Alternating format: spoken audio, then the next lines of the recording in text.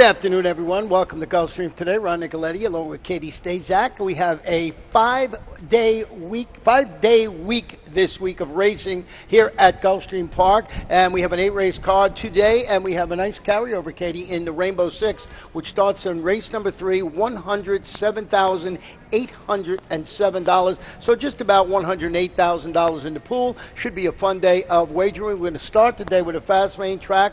We got a firm turf course, and like I said, we have 8 races on tap. But we want to go back and show you one of the horses I really liked at this meeting, and that is in the Big Cypress Handicap on Sunday. This was a nice performance by Requite. This was a nice performance, and this is a good-looking horse, too, with a lot of talent. This is just his second start back from about an 8-month layoff for trainer George Weaver. Made a really nice run and hooked up with a pretty nice colt in Grand Billy here in the stretch, who was very game in this race and coming back, but Requite shows his professionalism, gets into a dogfight for really the first time in his career. His previous wins were all very easy, came by over 3 lengths. So that was his first stakes score, and look for him in the future. Big things to come. Yeah, he looks like a real nice horse. He was 4th in the Grade 1 hopeful before that 8-month layoff. So a horse that has a lot of talent, and he's going to move forward. It was nice to see him run on Sunday. We're going to start the first race today with a 5-furlong turf sprint. These are maiden claimants, fillies and mares, 3-year-olds and up, $12,500. And we do have a scratch in here of number 10. Oh, wait, we never mentioned the Rainbow Six. Oh, yes, we did mention the Rainbow Six. I already forgot. We're going to scratch the number 10, Beautiful Taché. So we have, we're in agreement here with the number 4. You feel this, Cornelius? I'm feeling it today. I hope you feel this. Cornelius does too. This one's from the Kirk Zadie barn. Dropped down to this $12,500 maiden claiming level in our last start. Came away with a solid second-place finish in that race behind a much the best Morgan Falls, who really, I think, was a clear-cut choice in that race. This daughter of Stroll hit the board in 3 straight starts, 1 turf sprinting for Zadie. Thinks she should get a nice stalking trip and seems to be a logical selection. What I like about it, too, is that not only can she stalk the pace, she can set the pace, too. It looks like she has that kind of push-button speed, so it looks like a logical choice in here. Number 4, you feel this, Cornelius. Number 1 in here, Daddy's Reasons, going to depart from the rail after breaking from post 10 last time out, tracking the pace and finishing second, a career turf debut at this level and distance. And I think improvement is expected in the second start over the turf course. Absolutely, and that was her first start against winners, so I thought it was a really nice performance considering she hadn't faced other horses that had won before, facing tougher competition. That was a great experience for her. We have our third horse second, exactly the same. Tell me about the 8, Patrina's Love. Well, this one is now in the Ruben Munge's barn. This 4-year-old daughter, Touch Gold, has a claiming tag sliced in half today. After making middle move and weakening late to finish third against $25,000 maidens, the new connections are going to tab 7-pound apprentice Brandon Boulanger, and I just think the cutting competition made me throw this one on the ticket, but I think we have the logical 2 on top. You also used the number 2, and that is Sharp Miss. Yeah, I threw in this 3-year-old daughter of Sharp Humor. She set the pace last time out, faded to 4th. That was May 21st. I think cutting back to 5 furlongs today is going to suit her well. Well, we'll go to the second race today, and this is our first of 2 pick 4s on the afternoon races, 2, 3, 4, and 5, and it is a 50-cent wager. 6 furlongs, claimants, fillies and mares, 3-year-olds and up, non-winners of 2 races in life, or 3-year-olds, the claiming level $25,000. Hard-knocking campaigner here we both have on top of a ticket is number 1, Competitive Player. Yeah, this one is such a consistent horse, and I'm thrilled to see that she's cutting back to 6 furlongs today. She returned from a bit of a freshening last time out at a mile, faded to finish 5th. Prior to that, she won 3 of her previous 4 starts by a combined 28.25 lengths. Love that she's coming second start back, and the cut back in distance seems like a great spot for her. Yeah, Peter Walder, just so you know, he's 40% with horses turning back in distance. So lots of things to like. We both have the number 5, Lady Master. This one moved to the Marcial Navarro barn. There's a reason to pay attention right there. Via the claiming route, going to wear blinkers today after leading every step of the way to defeat $25,000 maidens, going 5 furlongs. That was on the turf course. You don't usually see a horse that wins come back with blinkers, but new connections, they thought the horse might need him. And Navarro is 33% with new claims, and he's got Eddie Castro handling the surface switch.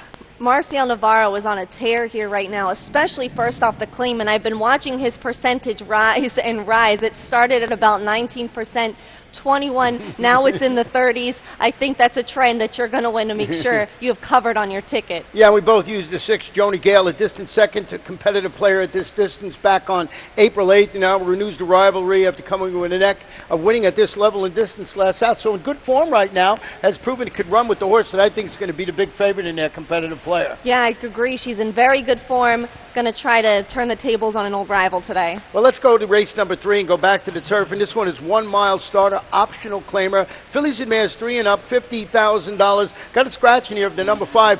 Tres Hermanas, and we want to go back and show you a video of a horse that I have in second, and Katie has right on top of her ticket, and that is Rockin' Rhonda, who I believe is sitting on a winning performance. I think she is after this race. Look how wide she is last time out on May 10th. Going to make a 7-wide bid there to get up for second. And I'm a big fan of the winner of this race, and Terry's Big Heart, and I thought she ran a very game second behind that filly.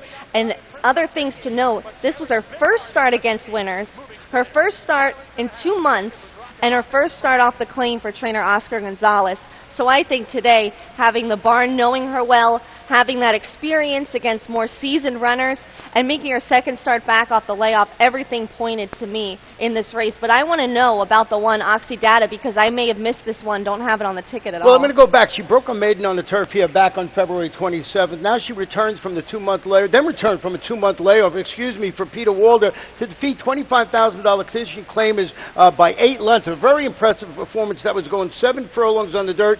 Goes back to the grass. There's a proven commodity on the grass. Edgar Prado in the saddle. Good connections with Peter Walder. Not known exactly for his turf runners, but I think this horse, of course, it's a proven commodity. I liked it on top of my ticket to take a little shot, but I think you got the right horse with number 2, Rockin' Rhonda. And we both used number 3, Holiday Stroll, who's changing barns today. Yeah, and you want to respect this barn. This is going to be your first start for trainer Mike Maker and owners Ken and Sarah Ramsey. Taking a little bit of a step up, but that's so normal for the Maker barn, and he's done it so often and so successfully.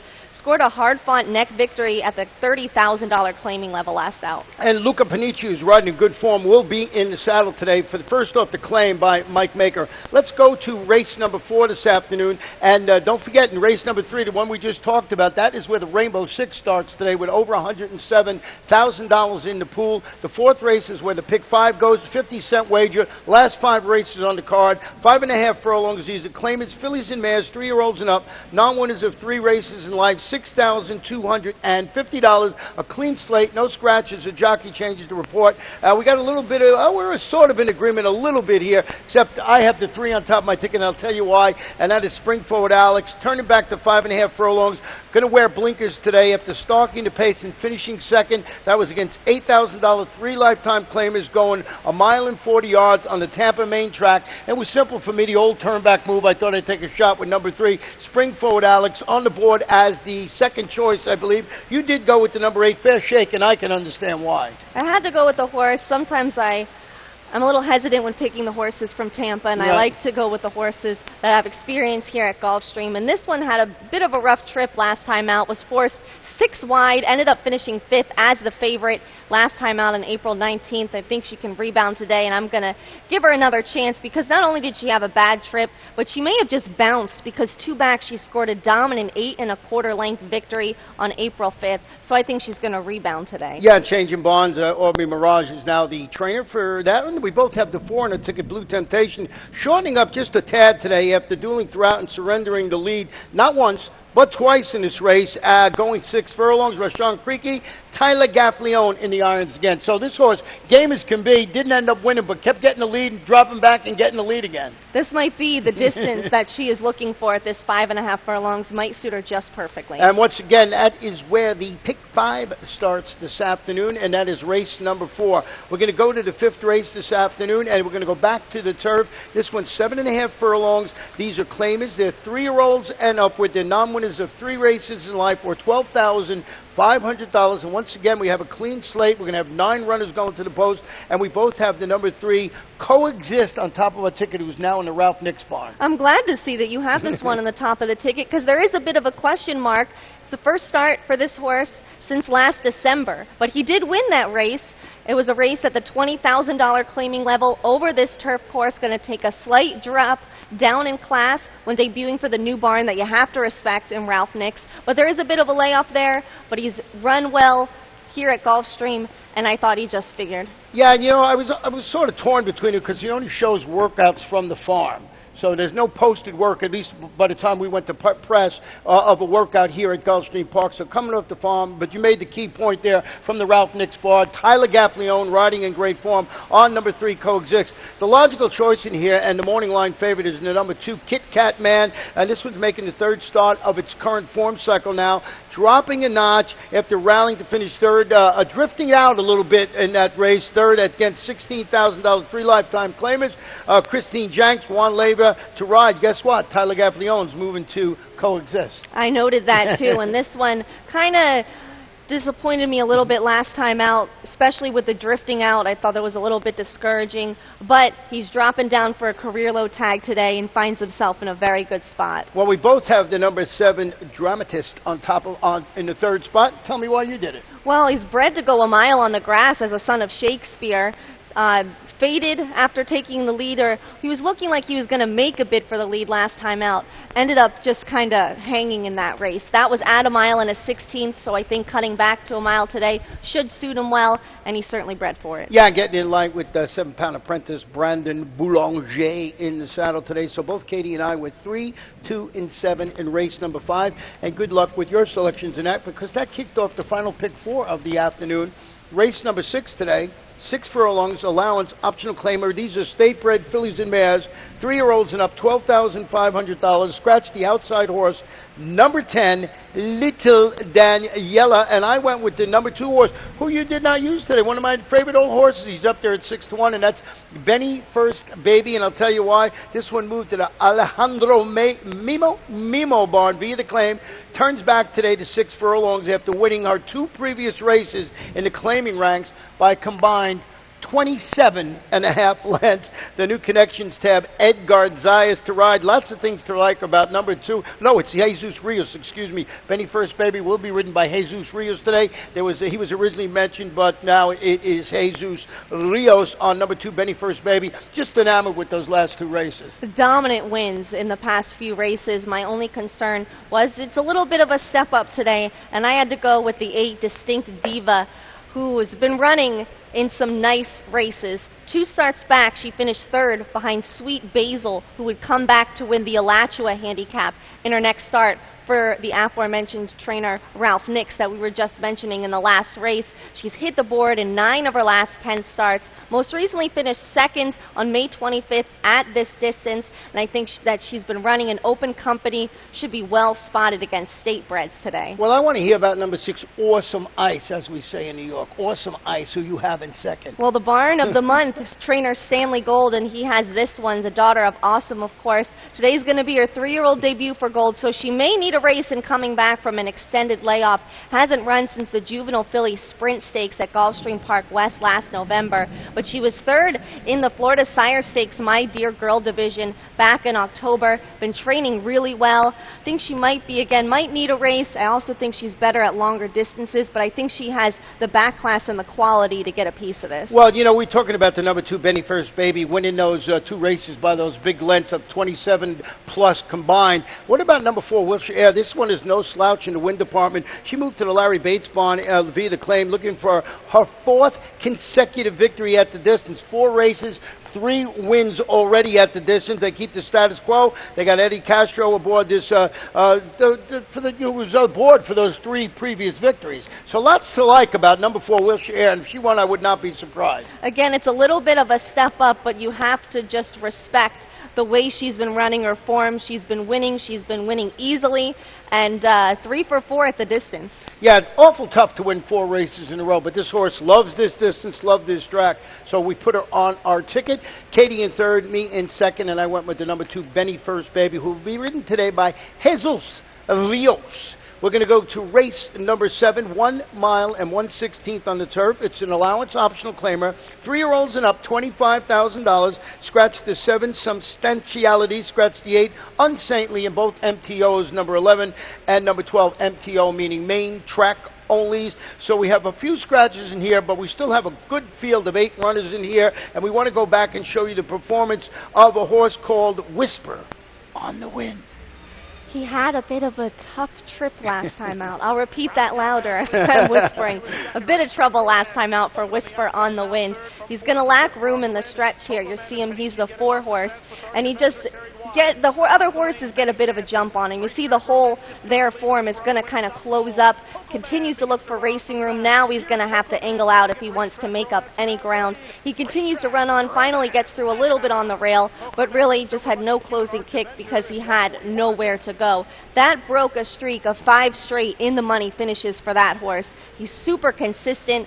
David Casson and Tyler Gaffleone, they are on a tear when they team up. They do so well together. He's a 2-time winner at the distance, and I think he should just sit the trip today. Yeah, and he had a legitimate excuse last time out. Number 10, One More Cat, is going to stretch out to a mile in the 16th. Returned from a 2-month-plus layoff to finish 5th behind aforementioned Whisper on the Wind and a next-out winner called Taylor of the Heart, trainer Mike Trombetta. He's pretty good with second off the bench, 45 to 180 days. He's about, like I said, 20%. Eddie Castro in the saddle today, and I know you had it in second. Looks like a logical contender to be there if, again, Whisper on the Wind does not get a clean trip. Absolutely. He's a serious contender. I really think he should move forward second start off that freshening. Well, we both used number 6, Silver Lucky Q, and this one was game in defeat last time out. He was. I didn't originally have him on the ticket. I had Sustainability and scratched into this one, but I think he's very capable replacement. He was only beaten a length and 3/4 at this level and distance last time out for trainer Oscar Gonzalez. Earned the co-highest last out buyer of the field with an 81.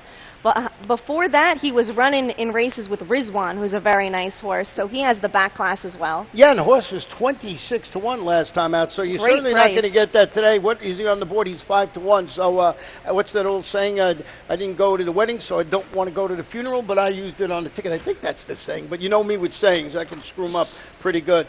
The 8th and final race on today's card, 7 furlongs. These are maiden claimants, 3-year-olds and up, $10,000. Do have some scratches to report in here, and that's the 2, the 5, and the number 7, Dragon Master. And please note, we got the Super High 5 in here, and they keep nailing this thing, and it's paying in the thousands of dollars every day. A couple of thousand, 5,000, 6,000. If you're not aware of the Super High 5, pick the first 5 finishes in the race for $1 wager. And we both went with the inside horse, Dreaming of Lawrence, who's making his local return. He is, and I thought he ran really well last time out. Made a 3-wide bid, rallied between horses to get up for second, was only beaten a length up at Tampa Bay Downs. That was 2 starts back. He was also second last time out. Those were up at Tampa Bay Downs. But I like that 2 starts back, that was his only try at 7 furlongs, and he's returning to that distance today. He's proven at it. Not completely sold on him, as he hasn't hit the board in 4 starts at Gulfstream, but I think he's a bit of a better horse now than he was the last time he was running here. Yeah, and one of my favorite angles is 7 furlongs is always that in-between distance. Some horses like it, some don't, and that's, I was in total agreement for that main reason of that start, 2 starts back. I went with the number 3 in second, and it is Malzahn, and this one is dropping to the $10,000 level on the dirt. You look at its last race, tracked the pace, flattened out late when finishing 4th, but that was against $20,000 types going 5/8 of a mile on the turf. Joe Catanese, who has another horse in this race, he's also got the 6 Senchi in here, has Jose Caraballo handling surfaces, switched this afternoon, so I just thought number 3, Malzahn, he is actually 3rd choice on the board. That was a logical contender in here. You went with the number 10, Roy Air in second. This one returned from a 3-month freshening to finish 4th. Made a late bid while 4 to 5 wide. Thought that was a solid effort and should be better second start back from the layoff for trainer Barry Croft. Well, we mentioned the 6, and you have it right on the ticket. That's 6 Senchi. I do. The other one from the Joe Cantonese barn. He returned from a 3-month layoff to finish 5th at this level on May 23rd. I like the looks of the works. He seems to be training sharply. His work on the 5th was the bullet for the distance, so I had to throw it on the ticket. We don't keep the stats here, but the longer price of the uncoupled entry wins an awful lot of times. I don't know if it's a good play, but it seems to happen more than not. So whoever's the longer price of the Joe Catanese uncoupled entry, you want to look that way. But I think you might want to put both of those horses on your ticket in here. This is the type of horses that you have to use on that Super High 5 ticket because you have to go 5 deep. And, you know, if you're in agreement with us with the 1 on top, you could spread a little bit in the 2nd, 3rd, and 4th, and 5th spots in there. And I'm still trying to master how to win the Super High 5. It's a tough bet, but all hats off to all the people that do it all the time, and they seem to hit it